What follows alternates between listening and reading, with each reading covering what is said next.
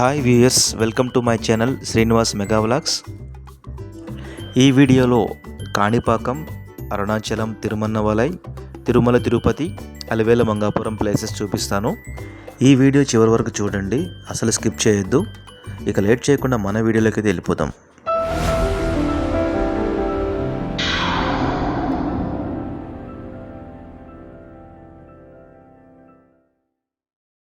అనుకోకుండా మాకు 4 days holidays వచ్చాయి. మా పాప పుట్టినెంటుకలు తిరుపతిలో మొక్కుంది. మాకున్న 4 daysలో సెకండ్ డే పౌర్ణమి ఉంది. సో పౌర్ణమికి అరుణాచలంలో ఉండేలా కాణిపాకం, అరుణాచలం, తిరుపతి అలా ప్లాన్ చేశాము. మేము మా ఇంటి దగ్గర ఆఫ్టర్నూన్ మా కారులో బయలుదేరాము. కారులో మా పాప ముద్దు మాటలతో మాట్లాడుకుంటూ సరదాగా కాణిపాకం నైట్ 8 గంటలకల్లా చేరుకున్నాము. టెంపుల్ దగ్గరలో రూమ్ తీసుకుని ఫ్రెష్ అప్ అయ్యి తినేసి నెక్స్ట్ డే మార్నింగ్ 5 కల్లా నిజరూప దర్శనానికి ప్లాన్ చేశాము. కాణిపాక వరసిద్ధి వినాయకుడు మానవ నిర్మిత విగ్రహం కాదు, ఇది స్వయంభుగా వెలిసిన విగ్రహం. ముగ్గురు అంద, మోగ, చెవిటి సోదరులు పొలంలో బావి తవ్వుతుండగా పార తగిలి రక్తం చిమ్మిందని, ఆ బావిలోనే వినాయక విగ్రహం కనిపించిందని చెబుతారు. ఆ విగ్రహం కనిపించిన వెంటనే వారి లోపాలు తొలగిపోయారని ఇక్కడ నమ్మకం. దర్శనం అయితే బాగా జరిగింది. దర్శనం అయ్యాక పక్కనే ఉన్న గార్డెన్లోకి వెళ్ళాము. అక్కడ వినాయకుడివి, శివుడివి విగ్రహాలు ఉన్నాయి. అక్కడ సరదాగా కాసేపు గడిపేసి ఫోటోలు దిగేసి మళ్ళీ రూమ్కి అయితే వెళ్ళిపోయాము.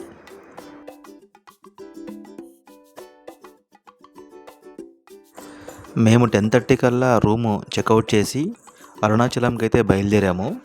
కాణిపాక నుంచి అరుణాచలం టోటల్ 133 కిలోమీటర్స్ ఉంది. ఇది తమిళనాడులో ఉంది. వెల్లూరు సిటీ దాటి మధ్యాహ్నం 2 గంటలకు అరుణాచలం చేరుకున్నాము. అయితే అరుణాచలాన్ని తిరుమన్నమలై అంటారు. అయితే హోటల్ స్టే కోసం చాలా కష్టపడ్డాము. ఆ రోజు పౌర్ణమి అవ్వడం వల్ల మాకు రూమ్స్ చాలాసేపు దొరకలేదు. లక్కీగా మాకు తమిళనాడు గవర్నమెంట్ సంబంధిత హోటల్ ఆలయం హోటల్ దొరికింది. ఇది ఈశాన్య లింగం పక్కనే ఉంటుంది. హోటల్ అయితే చాలా బాగుంది. రూమ్లోకి చెక్ఇన్ అయ్యి వెంటనే తినేసి కొంచెంసేపు రెస్ట్ తీసుకొని ఫ్రెష్ అప్ అయ్యాము. వెంటనే గిరి ప్రదక్షిణ కోసం స్టార్ట్ అయ్యాము. హోటల్ కింద పెద్ద గార్డెన్ ఉంది. అక్కడే ఫొటోస్ దిగేసి పక్కనే ఉన్న ఈశాన్య లింగం నుండి మన గిరి ప్రదక్షిణ స్టార్ట్ చేసాము. అయితే టోటల్ 14 కిలోమీటర్లు ఉంటుంది ప్రదక్షిణ. మీరు ఎక్కడి నుంచైనా స్టార్ట్ చేయొచ్చు. చివరికి ప్రదక్షిణ అయిపోయాక మళ్ళీ స్టార్ట్ చేసిన ప్లేస్కి వస్తేనే మీ ప్రదక్షిణ పూర్తయినట్టు లెక్క. గిరి ప్రదక్షిణ ఒక పర్వతం చుట్టూ చేస్తాము. ఈ పర్వతాన్ని స్వయంగా శివుడి రూపంగా పూజిస్తారు. గిరి ప్రదక్షిణ ముఖ్యంగా పౌర్ణమి రోజున చేస్తుంటారు. కార్తీక మాసం సోమవారం, మహాశివరాత్రి సమయంలో కూడా చేస్తారు. ప్రదక్షిణ చెప్పులు లేకుండా ఓం నమః శివాయ అనే జపంతో ప్రశాంతంగా భక్తితో పూర్తి చేయాలి. గిరి ప్రదక్షిణలో ముఖ్యంగా 8 లింగాలు ఉంటాయి. వీటిని దర్శించడం చాలా పుణ్యమని చెప్తుంటారు. అవి వచ్చేసరికి ఇంద్రలింగం, అగ్నిలింగం, యమలింగం, నిర్నుతి లింగం, వరుణలింగం, వాయులింగం, కుబేరలింగం, ఈశాన్యలింగం. అరుణాచలం అంటేనే అగ్నిలింగం. పంచభూతాల్లో అగ్నితత్వానికి సూచిక. గిరి ప్రదక్షిణ చేయడం వల్ల పాపాలు తగ్గుతాయని నమ్మకం, మనశ్శాంతి కలుగుతుంది, కోరికలు నెరవేరుతాయని విశ్వాసం. సాధారణంగా గిరి ప్రదక్షిణ చేయడానికి 4 గంటల నుంచి 5 గంటలు పడుతుంది. మాకైతే 6 గంటలు పట్టింది మా పిల్లలతో. మాతో పాటు మా అమ్మ నాన్న కూడా వచ్చారు. మా నాన్న చాలా యాక్టివ్గా నడిచారు. మా అమ్మకి కాళ్ళు నొప్పులు ఉన్నప్పటికీ ఓం నమః శివాయ అనే జపం చేసుకుంటూ చక్కగా నడిచింది. మేము పౌర్ణమి రోజున వెళ్ళడం వల్ల లక్షలాది మంది భక్తులు ఈ గిరి ప్రదక్షిణ చేయడానికి వచ్చారు. అస్సలు రోడ్డు అయితే కనిపించడం లేదు. కొంచెం కూడా గ్యాప్ లేకుండా ప్రతి ఒక్కరూ ఆ గుంపులో అలా వెళ్ళడం నడిచే వారికి ఉత్సాహాన్ని ఇస్తుంది.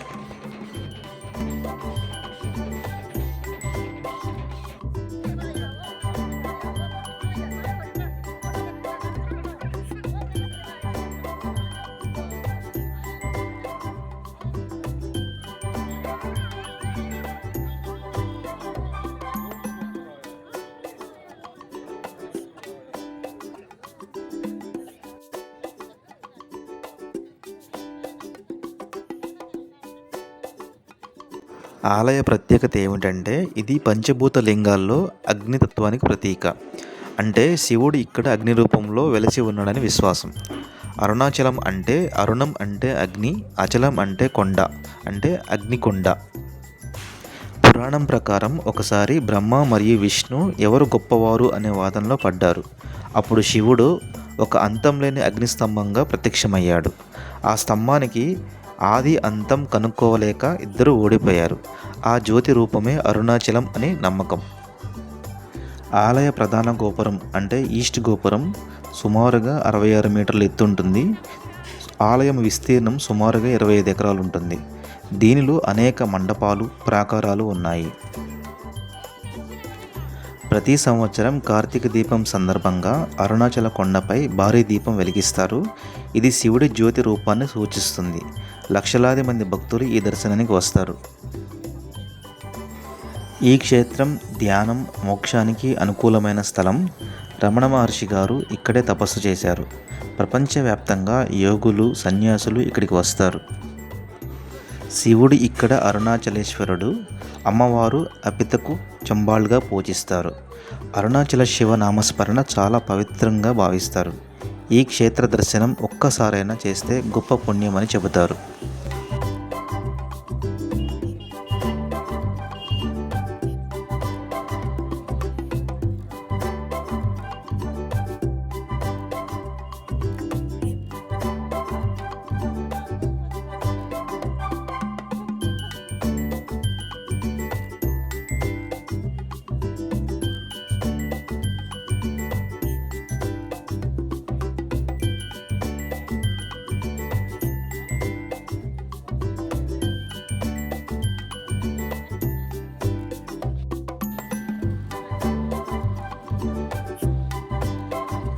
ఇతర దేవాలయాల్లో లింగం గుడిలో ఉంటుంది, కానీ ఇక్కడ మొత్తం అరుణాచల కొండే శివలింగంగా భావిస్తారు. అందుకే గిరి ప్రదక్షిణ చాలా పవిత్రం. పురాణ విశ్వాసం ప్రకారం అరుణాచలం గురించి ఒక్కసారి స్మరించిన పుణ్యం అని చెప్తుంటారు. ఈ గుడి 1000 సంవత్సరాల పైన చరిత్ర కలిగి ఉంది. చోళరాజులు, విజయనగర సామ్రాజ్య కాలంలో విస్తరణ జరిగింది. ఆలయానికి 4 భారీ గోపురాలు ఉన్నాయి. East, west, north, south. East గోపురం అత్యంత పెద్దది.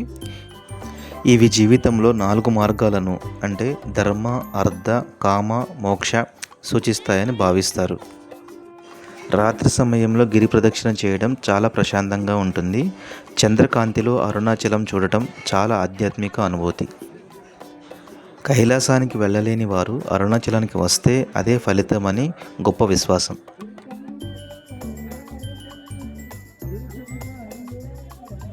మేము మా కుటుంబంతో మొదటిసారి అరుణాచలం వచ్చాము. ఈ గిరి ప్రదక్షిణ మంచి అనుభూతినిచ్చింది.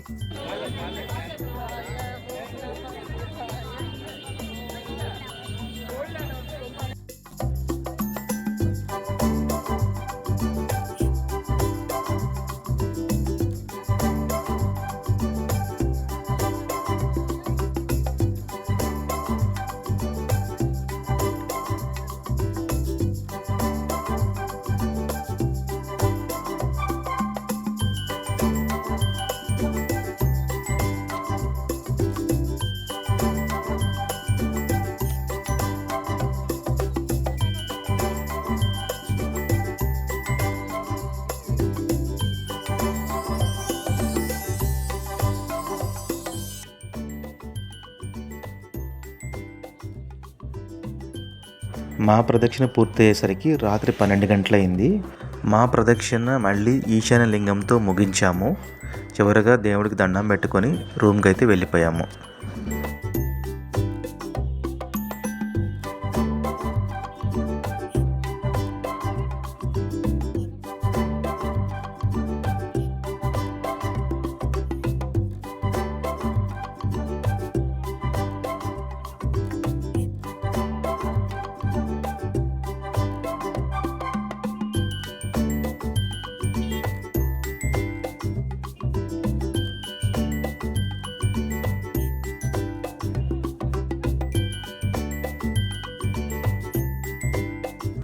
నెక్స్ట్ డే మార్నింగ్ అందరం రెడీ అయిపోయి దర్శనానికి అయితే బయలుదేరాము. గుడి ప్రముఖ ద్వారం, తూర్పు ద్వారం గుండా లోపలికైతే వెళ్ళాము. ఆ ముందు రోజు పౌర్ణమి అవ్వటం వల్ల దర్శనం అయితే 2 గంటల సమయం పట్టింది.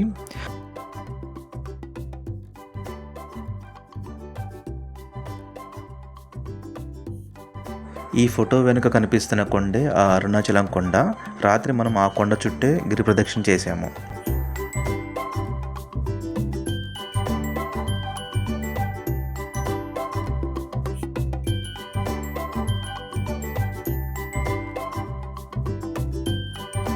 గుడి అయితే చాలా బాగుంది. చక్కటి ఆహ్లాదకరమైన వాతావరణం. మనసుకి హాయిగా ప్రశాంతంగా ఉంది. నాకైతే గుడి బాగా నచ్చింది.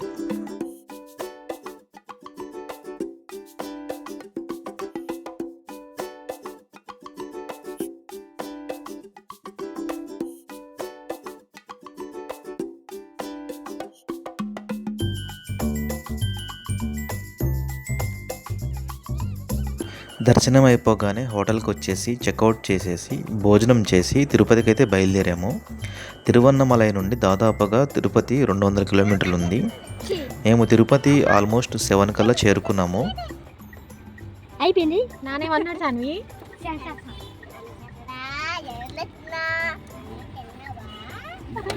నువ్వు చెప్పు ఇంకా తాతయ్య ఏమన్నాడు సాన్వి. కిందనే దర్శనానికి టోకెన్స్ తీసుకొని తిరుమలలో రూమ్ కోసం బాగా ప్రయత్నం చేశాము. అయితే అప్పుడు సెలవులు ఉండటంతో రద్దీ ఎక్కువగా ఉండడం వలన రూమ్ అయితే మాకు దొరకడం కష్టమని తెలిసింది. సో కనీసం లాకర్స్ అయినా దొరుకుతాయనే ఉద్దేశంతో మేమైతే కొండపైకి మా కారులో అయితే బయలుదేరాము. తిరుమల కొండ మీదకి వచ్చేసరికి నైట్ 9:30 అయింది. సో లాకర్స్ తీసుకొని యాత్రి సదన్ 3లో నైట్ స్టే చేశాము.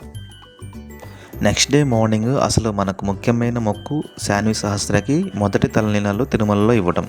సో మా బామ్మర్ది మాతో పాటు నైట్ తిరుమలకి చేరుకున్నాడు.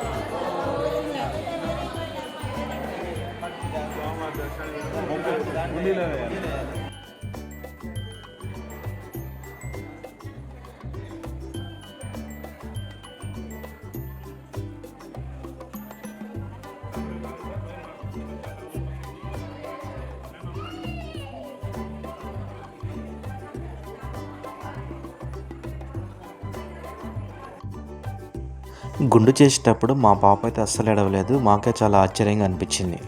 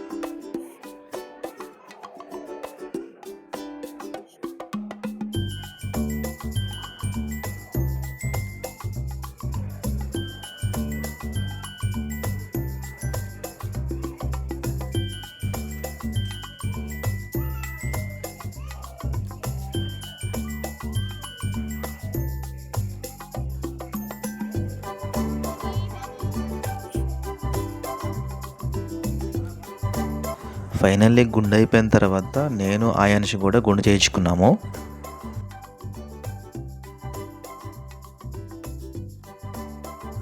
తర్వాత ఫ్రెష్ అయ్యి దర్శనానికి అయితే బయలుదేరాము.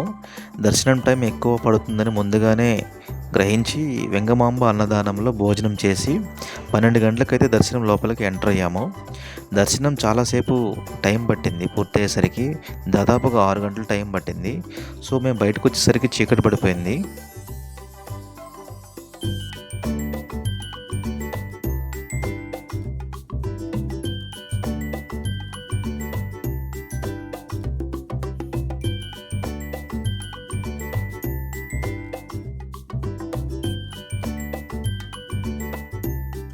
తర్వాత కొంచెంసేపు మాడ వీధుల్లో తిరిగాము. తర్వాత భోజనం చేసి లాకర్స్ హాల్కి వెళ్ళాలనిపించలేదు. నేను మా మామర్ది కారులో ఉన్న బెడ్షీట్లు చాప అన్నీ తీసుకొచ్చి గుడికి ఎదురుగా ఉన్న మాడవీధుల్లోనే నిద్రపోయాము. దేవుడి సన్నిధిలో నిద్ర చేయడం మంచి అనుభూతినిచ్చింది. Next day morning fresh up అయ్యి అలివేలు మంగాపురం మా కారులో బయలుదేరాము. అక్కడ పద్మావతి అమ్మవారిని దర్శించుకుని మధ్యాహ్నం భోజనం చేసి 2:30 కల్లా మా ఇంటికి అయితే బయలుదేరాము.